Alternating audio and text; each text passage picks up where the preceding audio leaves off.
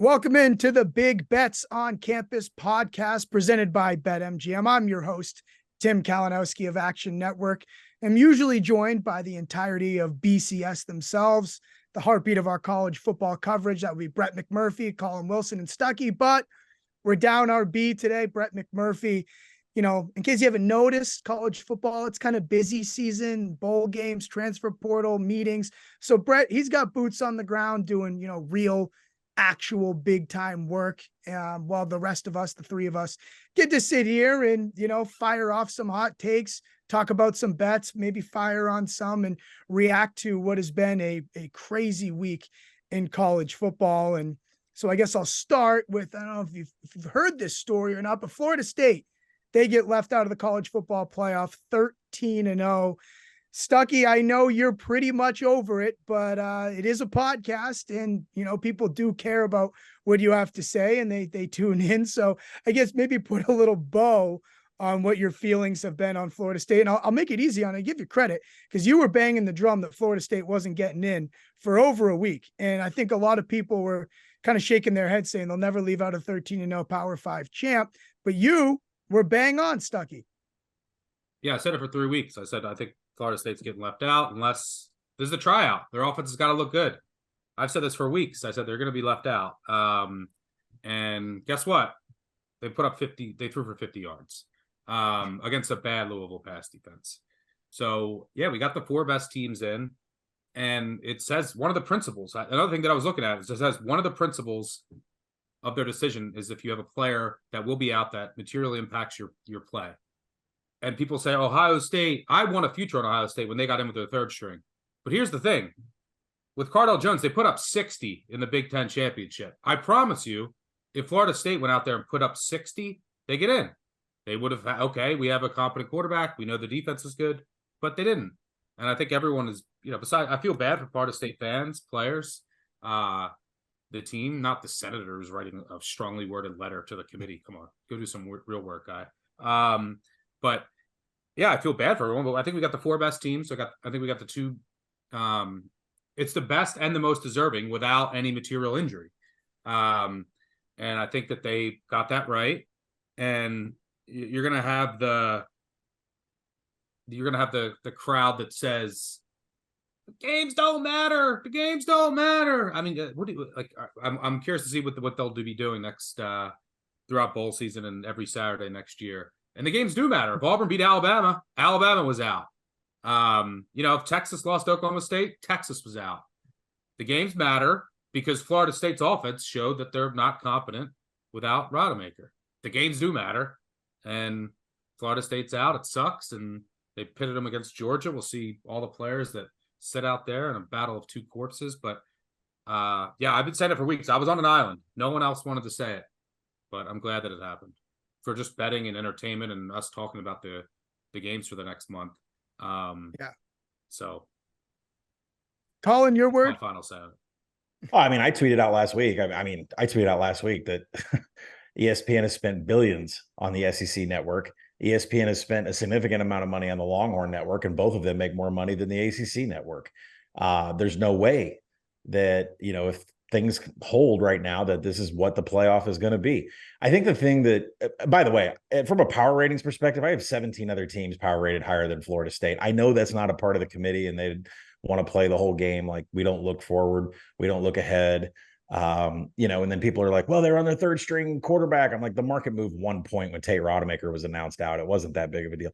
I think the thing that really over the last 36 hours has transpired that just makes me sick to my stomach, kind of makes me want to throw up, is not, I think Florida State fans, coaches, alumni, anyone that supports the program, I think you have a legitimate beef, legitimate gripe. I think you can continue that for a long time. That's fine. I get it.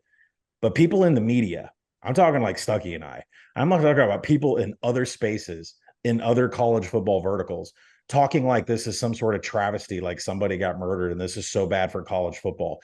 The reason you have a job in sports media, in college football, cashing a paycheck is because of the popularity of the sport and the direction that it's going. Florida State in the playoff would have stopped that momentum going into next year. You just got the four best teams. Indirectly, it helps your job. Quit talking about how this is a travesty. This is the best thing for college football that could have ever happened regionally, geographically, money, everything. And we all want the sport to continue going forward and gaining popularity. And Florida State in the playoff was not going to do that. So props to the committee. Balls up. Don't have to answer anybody. Wash my hands. The 12-team playoff is next year. We move on. And if you really want to be a national champion, Florida State fans, I completely agree. If you beat Georgia and you want to claim yourself as a national champion, do it. Do it. I would agree. You deserve it. You're undefeated. You beat Georgia. Yeah, it was screwed from the jump.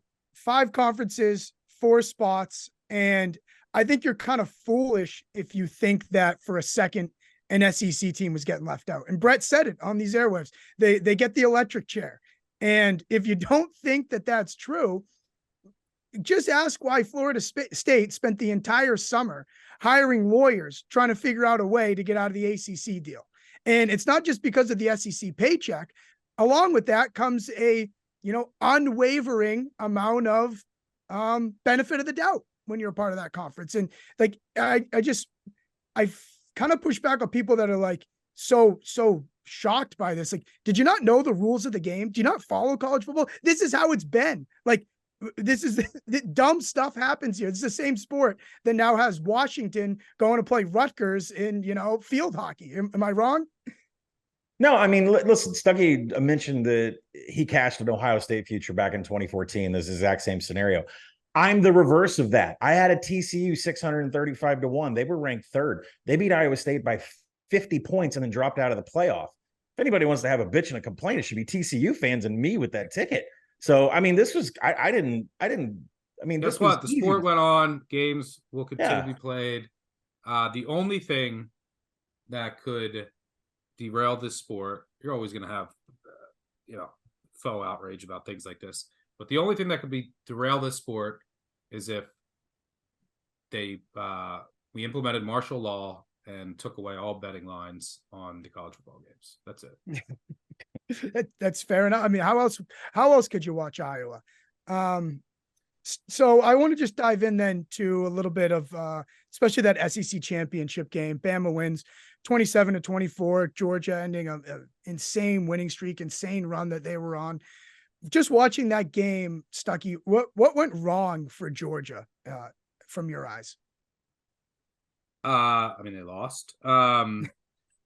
So, I mean, they weren't like an enormous favorite. It wasn't that shocking that they lost to me. But I think a couple things.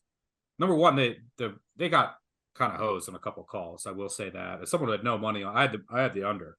So I had no interest in the side.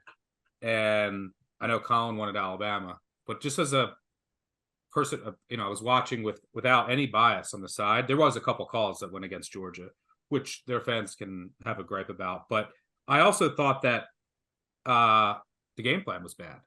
Mm-hmm. They ran it 31 times for 78 yards. And I thought that they were just running into walls way too often. And they should have let Beck, who's been great for how long? And you had Bowers play, you had McConkey play, you have all of those weapons. You weren't running it well at all, and they just kept trying way too often. So I think that Alabama's a really good team. It's a close game, but I think if I could point to two things, a couple calls went against it, which is going to happen in a football game, and then I just thought the game plan, the frequency of rushing was way off. And even if you came into the game plan, because there was, if you look at some of the advanced metrics, Bama was a little softer in the run defense in some stretches this year, but it wasn't working. You got to adjust. Yeah. So yeah, I didn't really love the play calling throughout. So I would say that those were the two biggest factors. Colin, did you see it that way? Yeah, I mean, absolutely everything that Stuck said. I mean, when you look at Georgia, they averaged 2.97 yards per play on running plays, and then they were just completely shut down in passing downs. They only averaged 2.8 yards in passing downs, a 30% success rate, well under national average. From an overall yards per play, they did beat Alabama, but it comes down to, the fact that you just made mistakes at critical times. And Bobo, who had been letting Carson Beck let the ball fly down the field especially after the Brock Bowers injury, that all went away. Not sure where, the shots downfield. There were no explosive running plays. There were only a handful of passing plays that went over 15 yards. Seems like they got where they all came. Those explosive passing yards. The first drive, they went 8 plays, 85 yards. They had a completion for 23 yards, 14 yards, another 15 yards, and then Kendall Milton ran for a touchdown. Right. And then there was no other explosive passing plays pretty much the rest of the game. Yeah, and I think that, even they held Jalen Milroe down. I mean, he had technically 14 rushing attempts for 29 yards, but it's the mid-tier passing that Jalen Milroe's finally started to put on display that is going to be a problem for Michigan. Everything that Jalen Milroe does is going to be a problem for Michigan. Yeah, and also too, I mean, McConkey and Bowers, they didn't play the week before against Georgia Tech. And I think myself at least, I kind of gave them the benefit of the doubt that they were resting those guys and they were going to be closer to 100% than what we saw them look like against Alabama. And it's funny because I was looking at some tweets after the Washington-Oregon game, and it was like, did Washington kind of just sleepwalk through the month of November because they were getting healthy and waiting to play Oregon? And I think that we probably I'm trying to come up with a lesson here as bettors in the future, in that every team, these teams aren't necessarily who we think they are week by week because they're battling certain things. And I think I gave the benefit of the doubt, or maybe a lot of people give benefit of the doubt to Georgia and not necessarily Washington. And in what we saw with, just looked like a healthy, tough team in Washington. Stuckey, did you kind of see it that way too? Like, I'm trying to come up with some sort of a lesson here in handicapping these teams that kind of are meh before they turn it on. Yeah, I mean, there's nuance to every team. Like Washington, they dealt with the flu, they had injuries, and every team is some sign stealing going on. Yeah, every team is its own unique puzzle piece every year, which is the best part about bowl season. And then you basically take the puzzle pieces and they're all the same color, and you throw them up in the air, and you got to put it together in the dark during bowl season. But that's the fun of it. But I will say something to keep in mind for the Alabama-Michigan game. I don't necessarily know if I had it was a great bet on the under 55.5 in Alabama, Georgia. But one of the points that I raised is, and it came through for me a couple times over the weekend, one of the most underrated, factors of college football and NFL to some extent is special teams, where you can find some edges. I said, look, these two amazing punters, and when you have two amazing punters, you can flip field position, and it can really, and they're two slow teams. Here are the punts in that game. And by the way, Michigan is a really good punter too. Alabama punt 50 yards inside the 20, out of bounds, no return. Alabama next punt 56 yards, fair catch at the 13. Georgia punt 60 yards, fair catch at the 8. Georgia punt 55 yards. That actually was a bad punt because it was a touchback. Alabama punt 40 yards to the 6, fair catch. Georgia punt 45 yards inside the 20. Alabama punt 40 yards. This was their one bad punt, and there was a return. How many times did Alabama and Georgia, they punted inside the 20-10 with no return? And when you have two slower teams, and again, Michigan has a really good punter, slower team, that's all it might take to get a total that goes under, even though other teams are having some success moving the ball. And then we also saw Miami of Ohio against Toledo put on a special teams clinic and basically won that game just with special teams. So I thought that came into play over the weekend as well. Yeah, a comparison everyone's making, the SEC championship to the MAC championship. Colin, I guess kind of like building off that, I'm just kind of, I guess, kicking myself for why didn't I see it coming with Washington and them get all of a sudden turning it on? And I assumed Georgia would turn it on. Like I just, I feel like you had a lot invested in Oregon too, and I'm just trying to make sense of it all. Yeah, I mean, I definitely didn't have Oregon minus 9.5. I mean, we knew that right. Way too high, but at the same time, Washington showed things in that game that they've never done before. First off, they were completely healthy at a wide receiver position, and on the other side of the ball, they were able to stop Oregon from running. I mean, a 45% success rate for Oregon running plays. That's below national average. They only had one run over 20 yards. Once you shut that down, you got into the passing. Franklin, had to come out of the game a couple times for what looked like an injury. Washington also just had a stranglehold on the clock. I think they only allowed Oregon to have 22 minutes of possession in that game. It's really the Oregon defense, and the fact that the speed on the outside for Oregon was consistently met at or behind the line of scrimmage was something I never expected to see the Washington defense do. Now, is that going to apply to Texas? Texas has got some problems in the secondary. I think that's starting to show up in the market right now. There was finally some buyback last night on some of the Washington numbers out there, and the over continues to climb up because the more announcements you hear about what's going on in the Texas secondary, you think Washington can expose that. But listen, Kalen DeBoer has lost like 11 games total in 100 games that he's been a head coach. And now you're going to give him a month and to get this team at full health. Washington is legit. And that defensive factor that I talked about, being able to go sideline to sideline with Oregon, that's one of the big reasons why they won the game. And I'm not surprised. This is, Michael Penix has been in the game 6 years now. Kalen DeBoer is one of the best head coaches. We all need to acknowledge it. So we'll see if it works off in the playoff. Yeah, I would say that there was a lot of things. Penix, like I said, there was some flu. That Penix was dealing with an injury for a little bit. Their wide receivers weren't fully healthy. The emergence of Dylan Johnson, and then their defense, a lot of injuries up front. They also started playing Carson Bruno more at linebacker. They had all their safeties were hurt, so I didn't see it coming. No one did, because for 6 weeks they were skating by, and a lot of it was these other factors that sometimes you can pick up on, sometimes you can't. And I thought that their defense was significantly improved, and their defense had been trending in the right direction over the past few weeks. It was their offense that really just wasn't there since that Oregon game. And then you also got to remember, though, it is just one game, and some teams match up well with others, so you never want to overreact. And you're asking why you couldn't see Washington step up and not Georgia. I could say that after every football game. Why don't I own multiple enormous islands and super yachts if I could always know which teams are going to overperform and underperform? But I think the Washington defense is real. And then having the receivers healthy, I agree with Colin. We'll break this down in full, but I don't care about the emergence of Dylan Johnson. It doesn't matter. He should stay home. You can't run on Texas. You're not going to run on Texas. No one can run on Texas. We've seen multiple really good running teams try it. You can't. Yeah. So they're going to go empty. They're going to line up. Now that Washington has now 3 Sunday receivers healthy, which obviously I know Washington isn't a fast team, but Washington now has an advantage on the outside, and I think that's the approach they're going to take, which would lend itself to an over for sure. Since you're talking about it, we'll get into more of the bowl games, but early leans here for the 2 semifinals. Michigan is a -1.5 favorite over Alabama.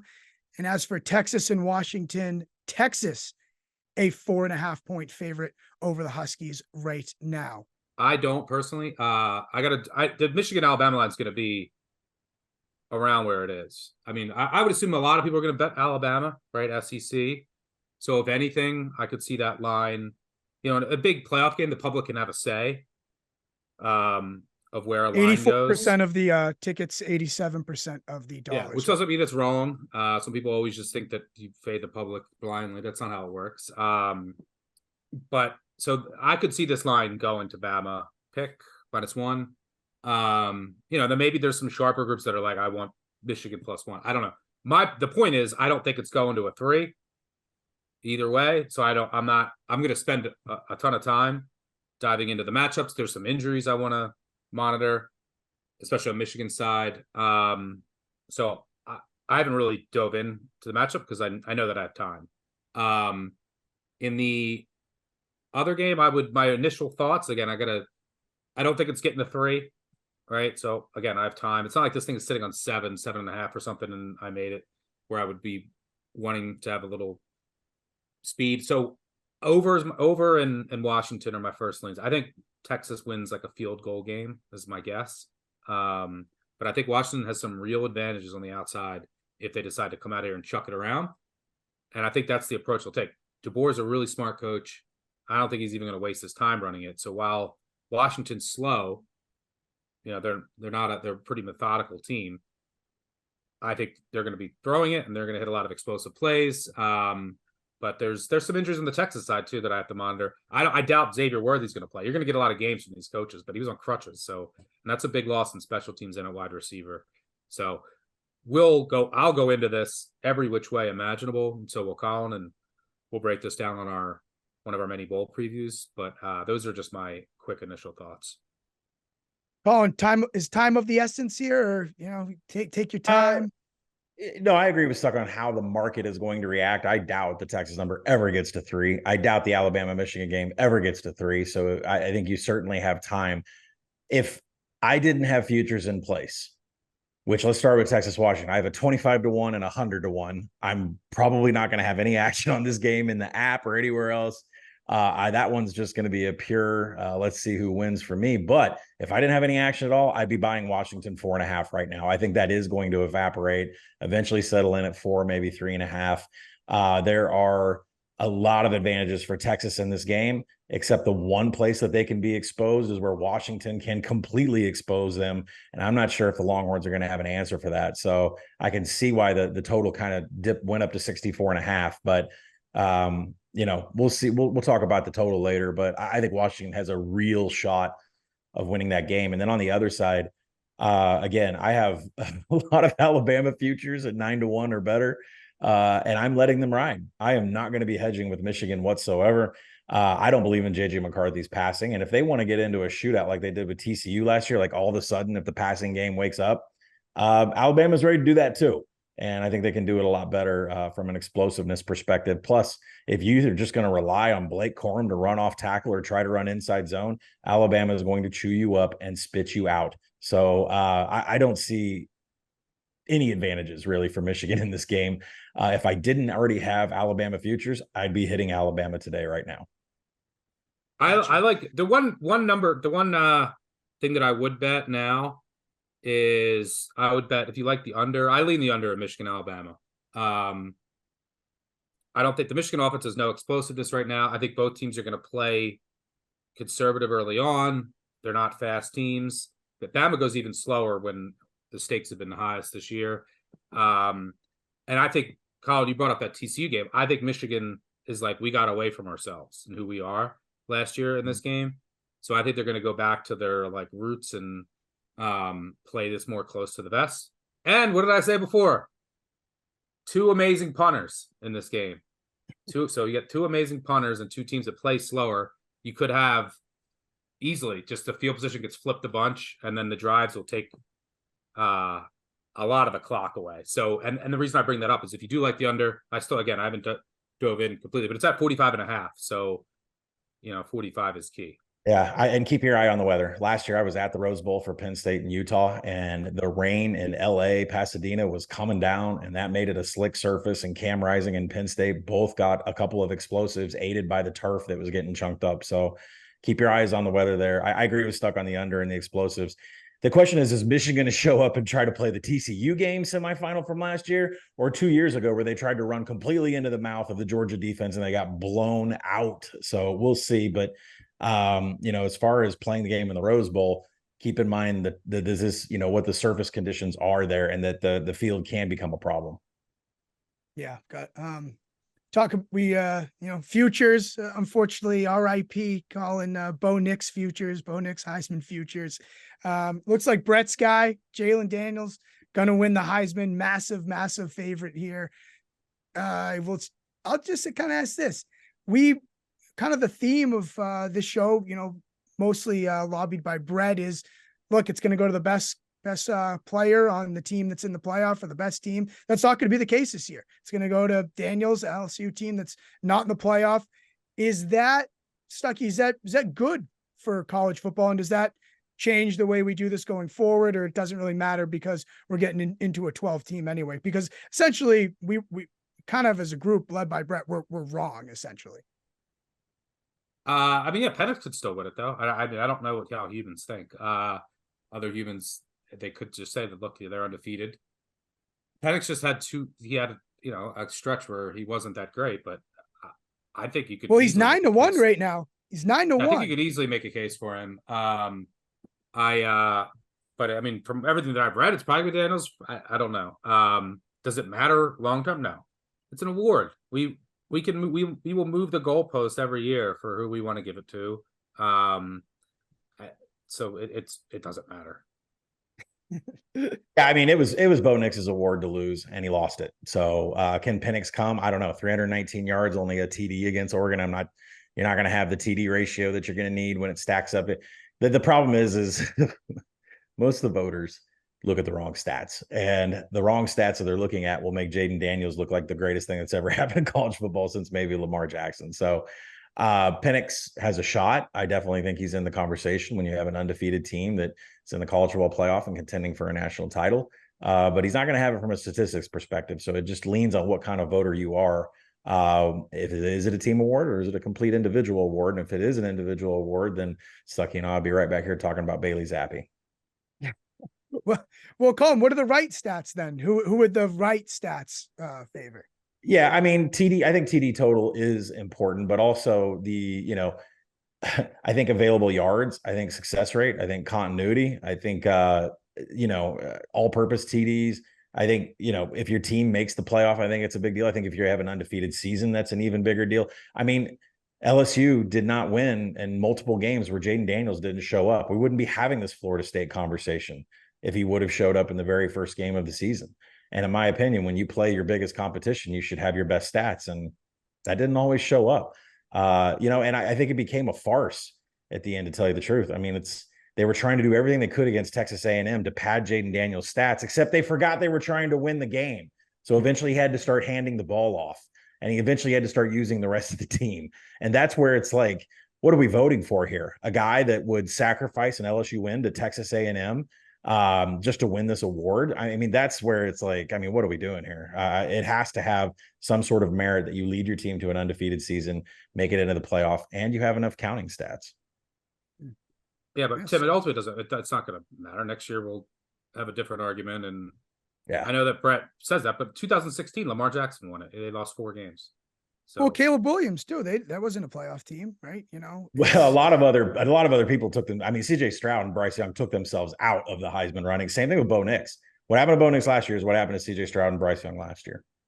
Yeah, you're right, Stucky, obviously, but it's funny. I wish Brett was here, but we were kind of like, hey, it's going to be.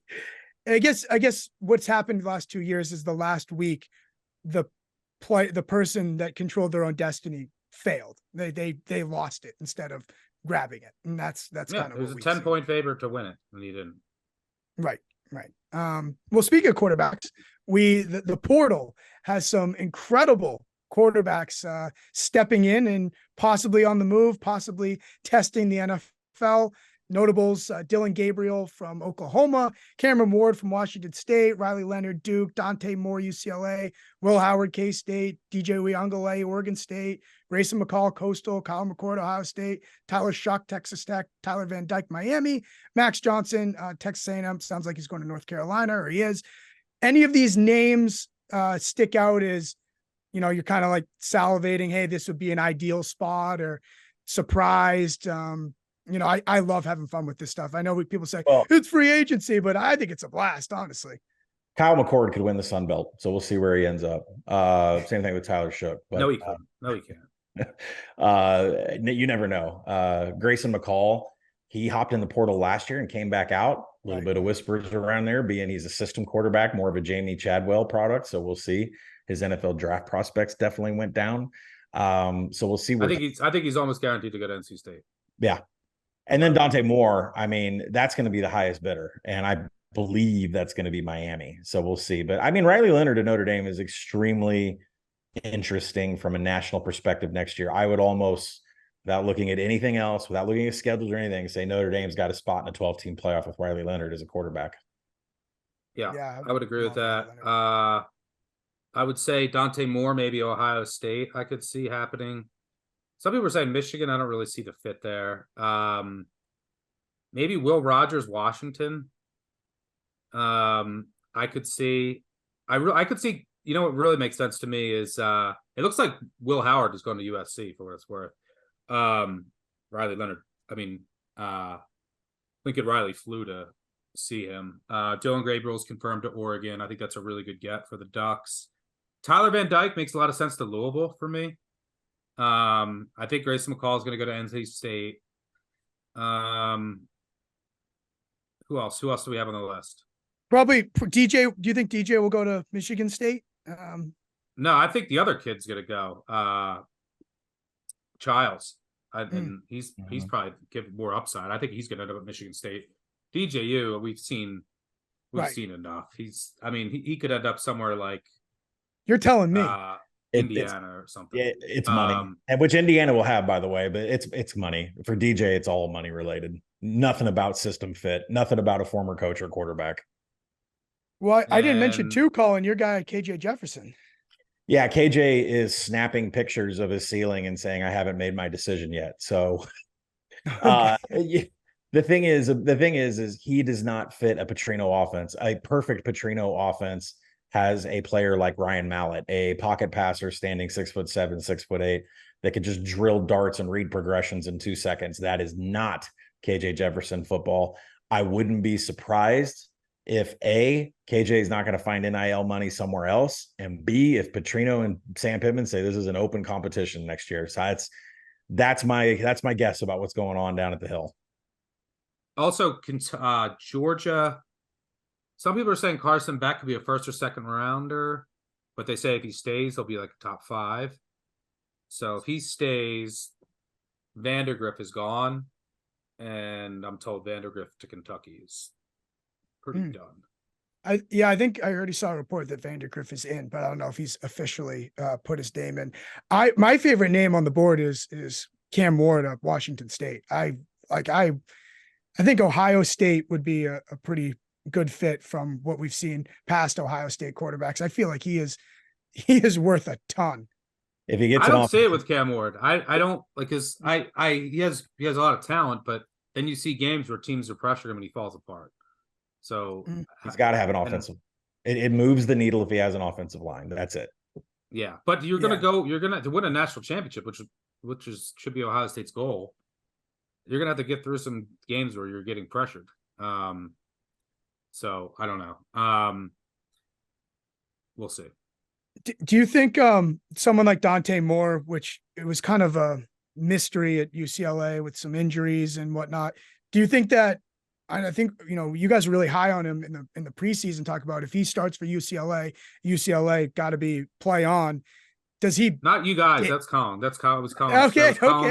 Collins gaff this year was his UCLA takes. I'm completely willing to defend it. I mean, the big thing there is Chip Kelly was struggling to get maximum production out of DTR for years. And then he brought in Seth Gunderson to be his quarterback coach from San Jose State. The final 2 years of Dorian Thompson-Robinson were electric, cut down on the mistakes completely. So I took the hiring of quarterback, of Ryan Gunderson, as a positive thing for Dante Moore as they tried to shape him in the mold of DTR. It was a complete disaster. And you notice that Ryan Gunderson has already departed. And I believe he's the offensive coordinator at Oregon State now. So there's a disconnect between Chip, his quarterback coach, and Dante Moore's handlers, which the recruiting was a little bit fickle. His attitude with the coaching staff and Chip was a little questionable, especially with Colin Schlee and Ethan Garber's in town. So we'll see where Dante Moore goes. Is the noise and the traffic and the drama off field going to follow? We'll see. Yeah, no question. The talent with him, we just have to see it. How about Colin Petrino? I don't know if I've heard you. I don't know if I've heard your take on the matter yet. Apologies if I missed it on Twitter and whatnot. How big is this? You got to be pumped, huh? Oh, it's huge. I love it. I don't listen. I live in Baptist country. There's a lot of religiously tied people around here that really hate that Petrino's been hired. They don't like what happened, how it ended. I'm not going to get into that. I think it's great. I don't care about your integrity. I don't care what you do off the field as a coach. Your personal life is none of my business. I do care about wins. I do care about losses. And frankly, this was one of the best options to come in here and clean up our offense, You don't give him head coaching duties. You allow him only to focus on the offense and get his system in place. And unlike Texas A&M, he will not have handcuffs. Pittman is not going to come into his room and tell him it's going to be A, B, and C. Petrino is going to be completely in charge of that. Pittman can return to the role that he's always been best at, which is player counselor, CEO, recruiter, a little bit of offensive line dipping. That's it. And, I love the hire. I absolutely love the hire. I think it's a positive. We just need the players, which we don't have. We don't have SEC level players right now, especially on the offensive side of the ball. So we'll see what the portal and what recruiting does for us. Real quick in the Arkansas weeds here. Do you think Pittman wanted this because he could be hiring his successor? They have a good relationship. Pittman has a great relationship with Barry Odom now at UNLV. Barry Odom has a great relationship with Petrino. I think there's a lot of mutual respect between all of these coaches. And I believe Petrino was the number one choice. But if it doesn't work, Pittman's done. And he knows that. When you have this many coordinator changes and it doesn't work out, if you don't get 7-8 wins next year, I'm not even sure if 6 is going to be able to save his job. Yeah, that's the bet. And if it works out, it works out. Well, it's the same thing. We're investing in the devil to get us out of a hole. And it's either going to go fabulous and get us to a Sugar Bowl like we did in 2010, or it's going to be in flames like it was after Petrino fell off the bike. Stuckey, with some of the notable like head coaching moves, Mike Elko's going back to A&M. Is there any of these that have caught your eye, maybe from a play on perspective, in that this team should be trending up? I like where they went, or vice versa. No, I just spent 48 hours going through 570 names in the portal and getting our bowl up tracker updated. I have not even begun to think about next year. We're focused on this week. Fair enough. By the way, yeah, that's a quick plug. That should be up this morning. I went through every single portal name for every team, listed everyone that's in it, backups what the backups will be where warranted, doing injuries now, and I listed all the snap counts for people. It took me 2 days, 2 full days. You're out of your mind. So that moves us to the one game this weekend, Army Navy. Stuckey, your favorite. I guess I'll step aside here and let you two argue over the total in the game, which is 28. Yeah, it's 27.5 now. I've said since we've been doing this podcast that, and for what it's worth, I think Army Navy games have gone under with 15 straight years before that double overtime went over. I said literally for 5 years while we've been doing this podcast, I've said it for longer, I make it 33 every year. Colin could attest to that. I make it 33. I always make it 33, 32, 34, right in that ballpark. This is the lowest over-under by over 4 points. And it's a market. So if you look back at Army-Navy, for example, just to throw out 2 numbers, the Service Academy unders are 50, 10, and 2 over the last 20 years. But if you go back to the past 30 Army-Navy games, 24 of the 30 have gone over 27.5. And if it gets down to 26.5, 27 of the 30 games went up 26.5. So there's levels to it. Now the market is caught on, and the total keeps coming down and coming down. So if every year for the past 30 years, the Army-Navy total was 2.5, it would be like, this is the easiest over of all time. It's gone over. Now it's come down. It's not the same story anymore. So under 28, I told Colin and our producers for years, I said I would only consider the over once it gets below 28. Here we are. I actually want 26.5. The game's landed on 27 a bunch, and it's, when you're this low scoring, every point is very meaningful. I don't think weather's going to be an issue. That's something I'll have to look later in the week. I like Army initially, but there's a lot of quarterback injury uncertainty with Navy. Like literally 3 quarterbacks, or we don't know if they're going to play or if it's going to be freshman Braxton Woodson. So there's a lot that I still have to dig into. Initial thought, because I trust the Army offense more. Both defenses know how to defend what the other's running, but I trust Bryson Daly and the Army offense a bit more. So as of right now, not going to be a big play, but go Army beat Navy. Army is a 2.5 point favorite. Colin, I would take the money line, by the way, because like they're okay. every point. It's the game is at Gillette Stadium. I was considering going, but I was thinking about it. I'm like, I love the pageantry, all this. I'm just gonna show up, and then not really much happens during the game. You know, it's a lot before and after. Colin, I guess your rebuttal, or maybe you're on the same side as Stuckey here. Well, you're thinking. In case you're new to my face or my work, this will be the 6th year I've covered an Army Navy game for Action Network.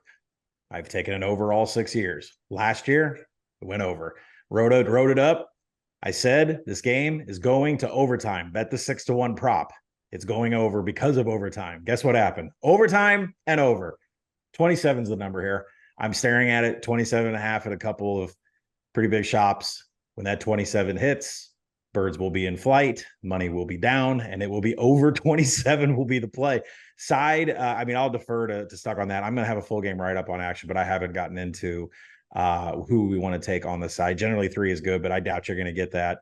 You're not going to get 3 on Navy. This thing is probably going to hover in a dead between pick and 2.5. So, but Stuck is right. Every point counts here. But definitely 27 is the buy number. And when I see it today or sometime this week, birds will be in flight. It seems. I was just thinking here, and I know it's blasphemy in the college game, but like with the numbers like they are, tease Navy up to 8.5 and get the over as well. Tease it down. Like, I mean, there's so little variance in this game. Like, I know we don't do that, but you know, anyone. If you're ever going to tease a side, I would tease. You could tease Navy. It's like the one time you could tease a college side. You're going to cross 3 and 7. So yeah, 3 and 7 with a total of 28. But I wouldn't tease a total. So I would just tease it with like, if you like Alabama, get them over a touchdown or something. Yeah, listen, I think if marijuana is a gateway drug to black tar heroin, this is your slippery slope if you're going to tease, because you don't tease college football ever. Right, you don't tease the college. Although you should just know that, or total. So you should just keep that as a golden rule. Right. But if you're ever going to do it, this is the one time. If you are allowed, for all of you touts out there, you are allowed a one-time teaser per year, and this is the game. So go ahead and sell it. It's like I'm looking at a baseball score here. I'm like, I feel like I'm getting, you tell me, oh, you're going through 3 and 7. I'm like, yeah, well, 3 and 7 feels like I'm getting 30 and 70. It's like I like what you guys said on your show on Sunday and looking at these bowl games and getting, talk about on Sunday when all these opened, getting a piece on some sort of a side and then or total, and then there's so much line movement, you can kind of hedge out of it, you could double down. I'll say, there's been some pretty big line movement with announcements of quarterbacks, injuries, transfers. When you're looking at this slate, is there a certain matchup that you're eyeing, a certain theme that you're excited about? Stuckey, for you, probably Arizona. I made sure to get them on the money line before that move because I listen to what you tell me, and Arizona should be in the college football playoff. Yeah, sometimes there's a lot of it's information, there's matchups, there's motivation, there's getting the best number. There's many, many different layers to it. Now it's even more difficult because you can't really predict the portal, which is now crazier than ever. And you're going to have quarterbacks that go into the portal but still play. That's the thing. Just because someone goes in the portal doesn't mean they don't play. For example, I bet Miami, Ohio, Avion Smith, if he doesn't play, I'm fucked. I didn't think he was going to go into the portal, but you're down to the third string. Mac, I think he's Henry Hessen is his name, and I'm done.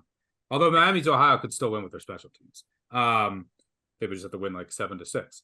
And then, with Ohio State, I bet 6.5, assuming they're gonna have a ton of opt-outs, and they did, and so that worked out. So, I wouldn't bet everything early, but the ones that you really like early, and then just accept that some might go your way, some of the portal stuff might not. Over time, that stuff will even out. But my favorite one now, I don't care that it moved because I think it's going to move more, is Missouri, Ohio State. I think Missouri will, if everything happens how I think it's going to happen, I think Missouri's going to close as like a 3.5, 4-point favorite. So there's still a ton of value in there. McCord went to the portal. He's done. And then Ohio State didn't. I mean, look, they were supposed to go. They were one game away from going to the playoff. So they're going to be disappointed. And they have all these pros that are going to sit out. I doubt Ibuka plays. Fleming went to the portal. I doubt Harrison plays. Then you got about 5 or 6 defenders that I all think are going to sit out. And then on the other side, this is a huge game, the biggest game in Missouri's program history. They've come out, and these are some of the things with the tea leaves. They have a corner who's maybe hurt, who might not play. They have a couple other pros, potential pros, every single person to a T. Drinkwitch came out, and he said everyone's playing. They asked one of the potential pros from Missouri, Robinson, do you think about? He said, I never thought about it 1 second. We're playing, we're all playing. So they're excited for this game. They're all going to play. Ohio State, I don't think really is. And then who's going to be their quarterback? It's either going to be like Tristan Gebbia, the Oregon State. He's just like a basic Oregon. He's like the 7th-year senior.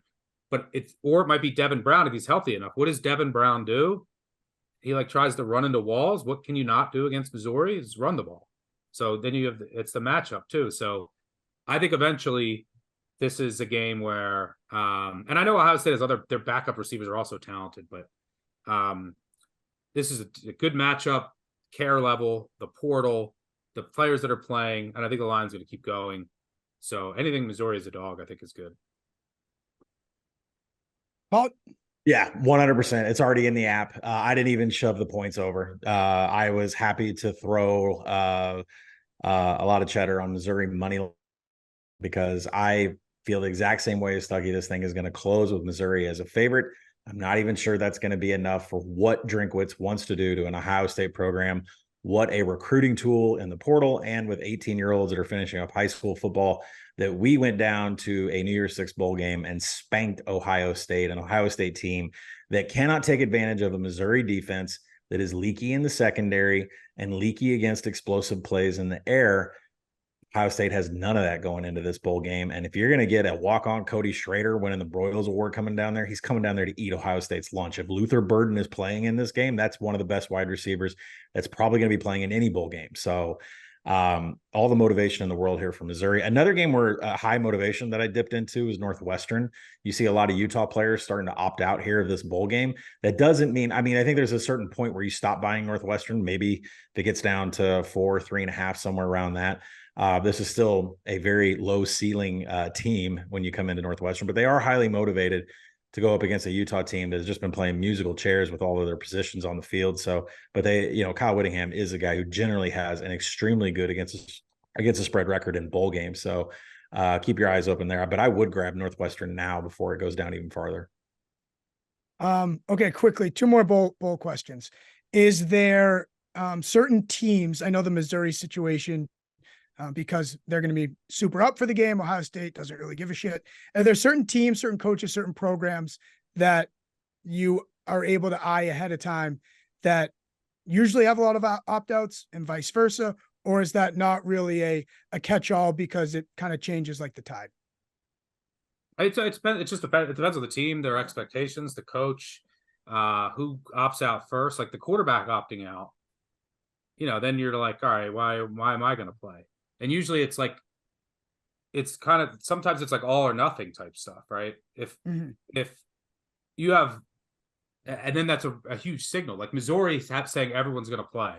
That's a signal that they care, right? And then once if the quarterback is sitting out or transferring, he's the leader of the team.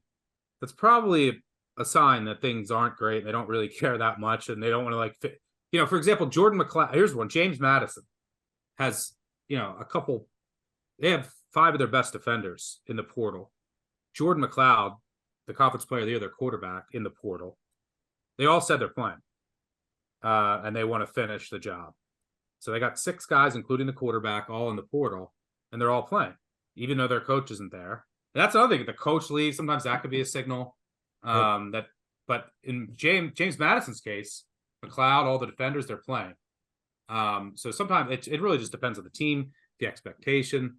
Like, for example, Utah last year, they were playing, Penn State, and now they're playing Northwestern. I mean, it's kind of hard to care about that. So the one game this really applies to for me, which now I'm going to have to, I've been like just watching it. I've been like in the weeds with my sniper rifle ready to go. I tweeted out that Kansas UNLV was going to be a banger of a bowl. Well, with Kotelnicki, the offensive coordinator of Kansas, taking off for Penn State, and Brendan Marion, is the offensive coordinator of UNLV, is interviewing for jobs out there, and this game is coming the day after Christmas. I don't think those coaches can hold off before accepting new positions.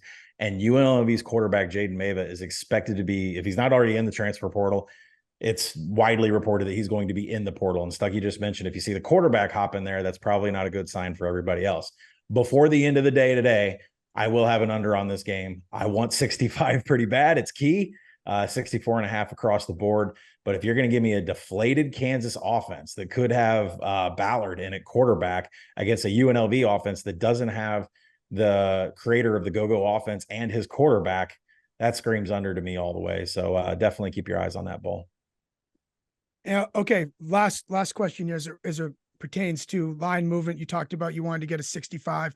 Numbers matter. I've heard of some betting theories that if a line is moving, say a +7's there, now it's going down to +6, +5, and so on, that there is still value until it hits its bottom. Like if it's +7, it keeps moving, then to +3. My question is kind of like, I feel like maybe some bettors that follow you guys, there's an Air Force +4.5. You guys get it. Now it's Air Force +3. With these bowl games, sometimes it's still moving. Is there still value like on a 3? And I know you can't say it applies to every situation, but do you kind of get what I'm saying here, and that you can keep buying until it reaches the plummet? Stuckey says what the bottom is, but Stuckey says this every bowl season. If you like an underdog in a game, just bet it outright. Bet the money line outright. And that's true. There are more upsets from a money line underdog perspective in bowl season than there is any other. So if you like a dog and it's trending that way, go hit the money line too. Yeah. I mean, just because I kind of get scared away, like when you say the Missouri thing, like I kind of got scared away because you're getting a better number, but you're like, hey, it's going to keep going. Is there? Yeah, but you don't know. If you knew where the bottom was, then yeah. Again, this is going back to if after the game, if I knew wasn't there a West Virginia Syracuse game that moved third? Like it never stopped moving. I think it moved 13 points in a bowl, right? Yeah. So it depends. If that comes down to info, intuition. If you're so like it's really difficult to say. It's everything, like just like in finance, the answer to everything in sports betting is it depends. It just depends on the game, depends on the line, depends on the situation. There's no blanket rule. Right. And I'm not a complete moron, I promise. I just mean it as we're betting these bowl games so early. I feel like you could kind of expect that they're going to keep moving in some way. Like, I don't know how many total freezes they're going to be by the time the public sees these and the rest of the world says, oh, wait, this game's on Tuesday afternoon. Like, you know what I'm saying? Yeah. But I mean, the team I bet on, then they could, like Miami of Ohio went from +5.5 to 3. Quarterback went to the portal. So like they could come back, and now it's at 5.5 again. Well, I think a beautiful example of this is Caleb Williams isn't going to play in the Cotton Bowl against Tulane. He did. Yeah. Yeah. Do you stuck in a situation like Miami of Ohio, when that number's dead, do you just let that ride and say, I got a bad number? Do you try and compensate and find another way to get at it? I mean, I didn't get a bad number because it's but if it did, if it was gone, do you just kind of soak it and say it is what it is? Just eat it. Hey, you just eat it. Yeah, you just don't make a second bet. That's don't make one bad bet into 2. Yeah. And I don't even like my Ohio. I don't even hate my position. I would have really loved it with if Smith was playing, but I don't think it's completely dead. They can run the ball in App State, and they have really good special teams. And I don't know if App State will really care. So, well, Miami of Ohio creates a lot of havoc, and that's teams that can implement that on App State can have some success. Yeah, if Miami of Ohio has a good money line underdog now because of those reasons, and because you have quarterback uncertainty. So keep that in mind with bowls too. You have a backup quarterback in there. A lot of times you're probably better off going with the money line that you know nothing about, a backup quarterback, you're probably better off going with the money line in a bowl because, number one, the favorite, there's always a chance, unlike the regular season, that they just don't show up and don't care. And then also you have a ton of uncertainty. So if he's horrendous, then you're probably getting blown out if the other team showed up. But you also have that upside. So that's when I think money on underdogs can be the most valuable. They're very valuable in bowl season in general. But when you have that increased uncertainty, I think even more so. Mm-hmm. So just to plug it, I'll have a bold confidence piece out about a week from today. So if you want to know what underdogs outright, that is definitely a big piece because you have to take shots in a bold confidence pool. You have to pick underdogs if you're going to cash in those points. You just can't take favorites. So look for that to come out next week. And you do a good job because for the past 8 years or so, I have come in the top 3 of my bowl pools pretty consistently because I've used the action tools, the pieces you put out, Colin, the confidence. It certainly helps. Well, generally, I win my confidence bowl pool, so I'm hoping everybody. I bet what I write, so hopefully it works out again for everybody. Yeah, exactly. It's an awesome time of year. And before we jump out here, BBOC is presented by BetMGM. Use bonus code ACTION when signing up to get up to $1,500 paid back in bonus bets if your first bet loses. For new users in Arizona, Colorado, Illinois, Indiana, Iowa, Kentucky, Louisiana, Maryland, Massachusetts, Michigan, New Jersey, Ohio, Pennsylvania, Tennessee, Virginia, West Virginia, and Wyoming. Terms and conditions apply. Must be 21 or older. Gambling problem? Call 1-800-GAMBLER. We're about to jump, fellas. Just what your gut tells you when you just look at it. What's your instinct on who gets crowned the national champion? Stuckey.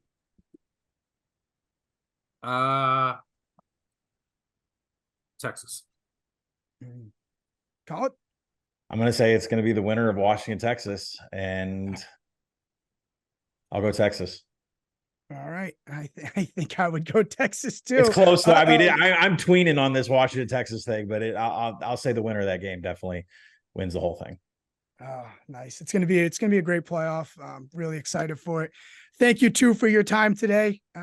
Talking Bulls, Army, Navy, exciting. And make sure that you obviously subscribe, like, review everything to this wonderful, wonderful podcast. And you keep an eye out for what's coming up for bowl season and leading up also to the national championship of college football playoff. That'll do it for this episode of BBOC presented by BetMGM. Thank you for joining us and we'll see you next time.